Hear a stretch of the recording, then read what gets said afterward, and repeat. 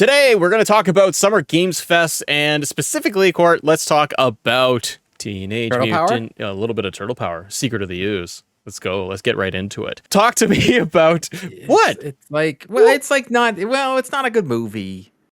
Oh, Secret of the Ooze? Yeah. No. The intro.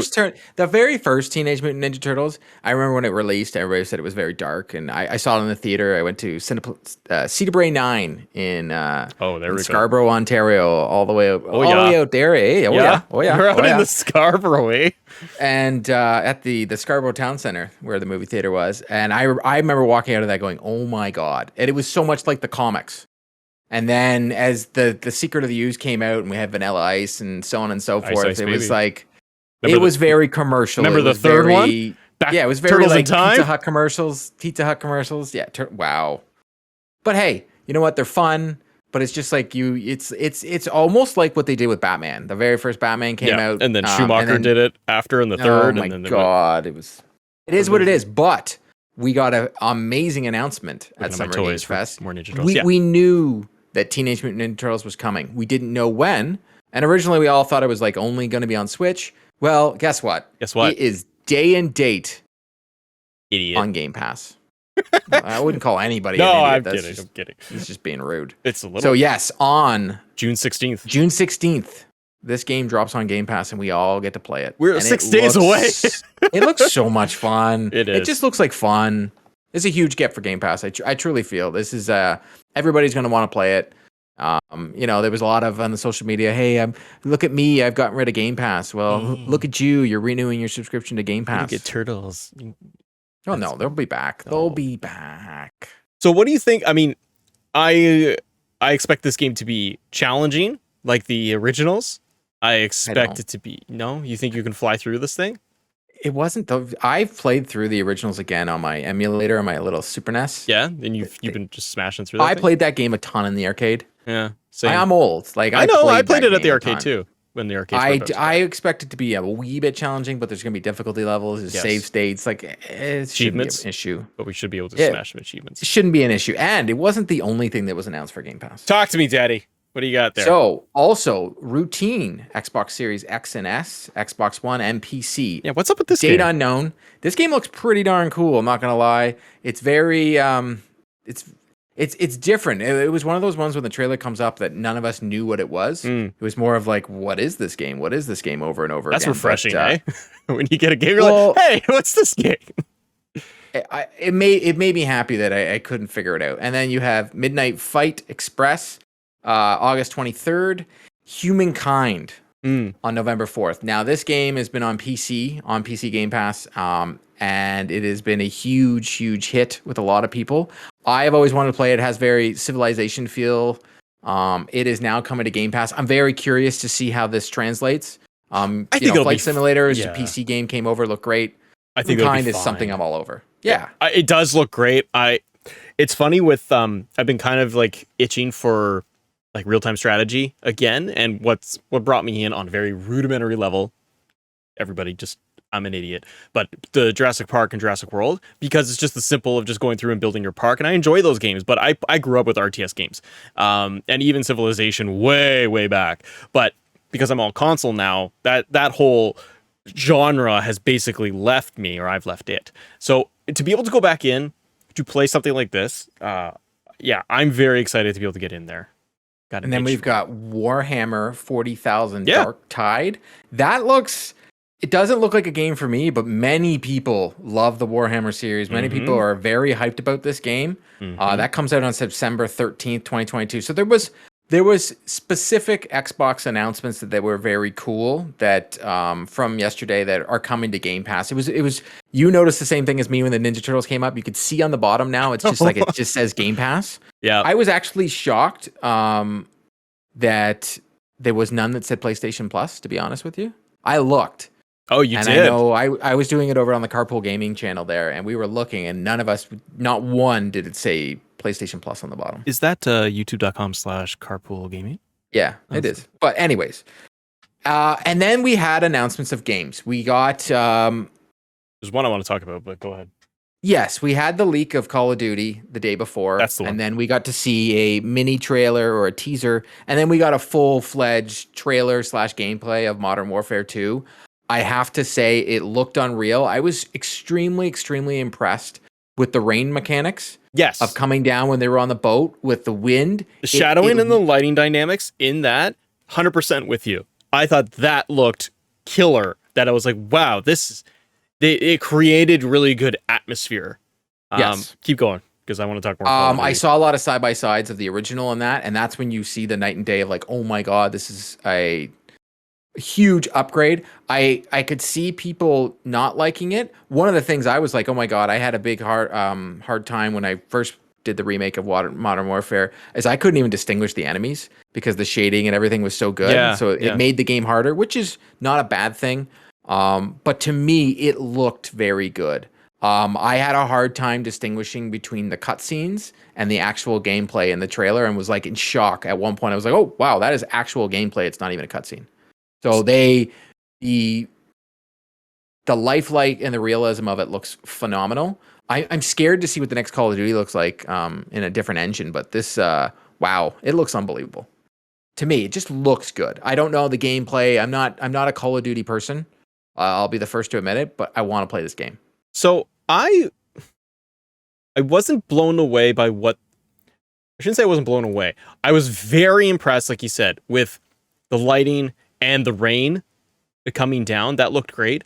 Um, I don't know. Maybe it's just like I'm flipping through right now, kind of rewatching this thing, and I wasn't blown away by what I saw for a reveal. I guess because I'm so used to with Call of Duty, it just being car chase, explosion, helicopter coming down, like, rockets, everything. And this was a different approach, I felt, to what they've done in previous years, where it has typically been that way. And this was a more methodical, we're going to show you a full in-game, like, which is, I appreciate. You know what? I do appreciate that they're like, here's real gameplay. Here's how it looks.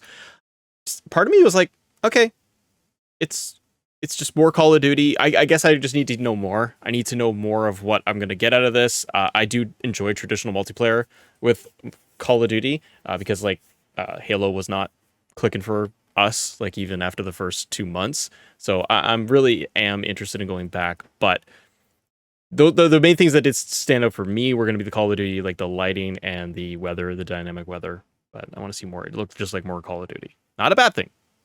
But yeah. What else you got? So the next game on my list for hype level wasn't Call of Duty, but I mentioned it. Marvel Midnight Suns. No, not an even chance. Oh. It was Callisto Protocol. This is from the original makers of the original Dead Space. It is a horror game. It is wow. Like I had my hype level was already there for this game, and then the trailer we got to see the different ways your character dies, but it looks like Dead Space. Like let's be honest here. And I'm okay with that.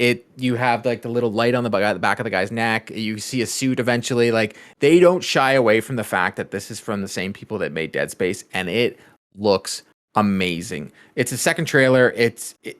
I couldn't believe the death sequences and how brutal it was, and then had me going back to, oh my god, should I go play Dead Space to see how brutal it was when I originally played it? So this game has me very, very anticipating a December 2nd release. I was joking with Sean when we were talking. I'm like, I guess this is the Christmas game this year. Merry Christmas. They did have snow in the, in the back, so I guess it is the Christmas game. Just playing through the Callisto Protocol trailer that they did show off. It's scary. I'm not a big horror guy, but neither am I. But this is a mixture of sci-fi and yes. If there's going to be ability to like upgrade your suit, your weapons, 100%, anything like that, I'm into it. I'm not a big spooky guy. Like go around and be like, there's a big bloody body that's around the corner. There's an alien. They had aliens. I saw that game.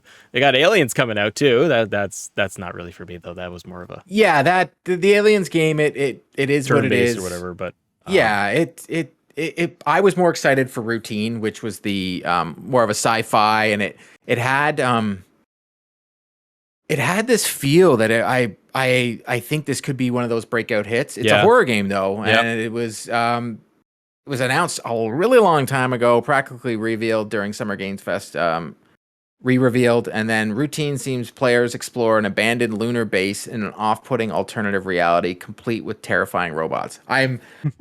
It just looks very cool. It could be a big downer, but we'll see. Like, hey, if you're getting a you single never player know. horror game that's third person shooter and it's 10, 15 hours, great. Let's go. Let's give it a shot. And you know what? If we're going to be able to play it on the Xbox, And then we had Marvel's Midnight Suns. Talk to me. I do want to talk about this for a minute. So I'm not going to play any of this stuff because, yeah. But what did you think? Because I had kind of the same reaction as you, I feel. So we got to see Spider-Man, which was cool. Yes. Even Xbox put out a tweet saying, Spider-Man's is a game on Xbox, which was it was very cool. Sure. I was actually shocked. Because, with the Avengers, we didn't get Spider-Man on Xbox, only PlayStation did. I am not an XCOM guy. That is not a game for me.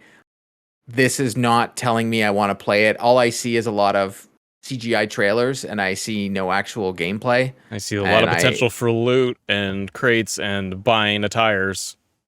We'll see. It just doesn't look like a game for me. It's one of those, if I was I'm a fantasy critic, I would say this is not going to do well. Just my opinion. I don't think it's going to do great. I think it will have a little bit of an appeal because it's simply a Marvel property and you're going to shove a bunch of characters in there. It might be fine. I worry that when it's 2K, that it's going to be a ton of locked behind loot crates, unboxing, and having to pay out in currency to say, you want that Spider-Man skin? Right, $4.99, $2.99, and they just keep pumping it at you. So that's my fear with it. You'll get a base game that they'll want you to buy. My fear is just another Avengers, just a game that says Marvel on it. It's not that good. Yeah. And then you already spoke about it, Aliens Dark Descent, and that was from the Aliens Fire Team Elite, delivered a third-person action co-op. Now we have Aliens Dark Descent. I wasn't hyped for it. And then we had Stormgate.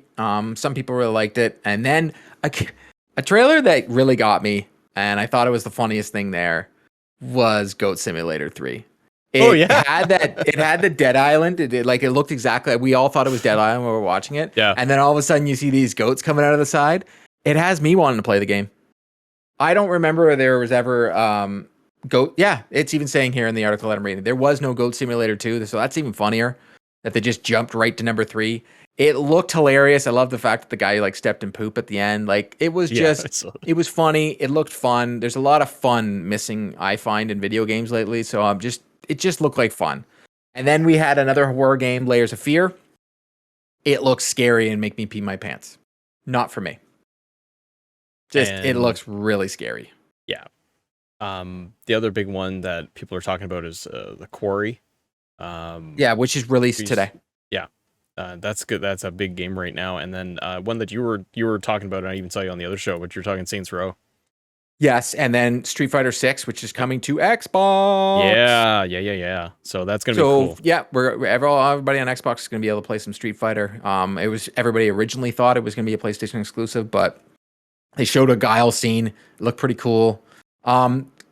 We'll put down a link from the Windows Central article that we've been getting this information from, besides from what we've seen in the comments, so you guys can see the other announcements. But these were just the ones that stood out to us. Yeah. But what does everybody else think? How excited were you for Summer Games Fest? Did it get you? Because we haven't had a hype moment like this in a long time. We had the PlayStation State of Play the other day, which it kind of built the hype level up. And I honestly felt this was it wasn't E3, but it was pretty close. It was pretty good. It was pretty good. I think it was missing one or two things, but pretty good. Pretty good. Thanks for watching, everybody. Like, share, subscribe, all that good stuff. See ya.